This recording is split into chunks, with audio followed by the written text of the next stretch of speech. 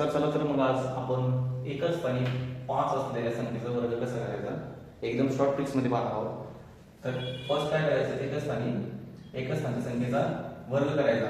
First second काय करायचं, उरलेल्या संख्येमध्ये 1 मिळवायचा आणि त्यांचा गुणाकार करायचा. हे दोनच स्टेप.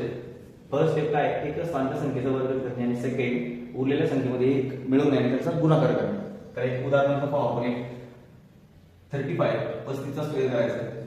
तर एकच स्थान म्हणजे 5 चा स्क्वेअर करायचा 25 आणि या 3 मध्ये 1 मिळवायचा. 3 मध्ये 1 मिळवलं तर काय होईल, 4 होईल. याचा गुणाकार हे झाला 35 चा स्क्वेअर. अजून एक एक्झाम्पल पाहू आपण. 125 याचा स्क्वेअर करायचा आहे. तर याचा स्क्वेअर करून घ्या 25 आणि याच्यामध्ये 1 मिळवायचा +1 13 झाला हा. तर 13 × 12 156 हा झाला याचा स्क्वेअर. Thank you.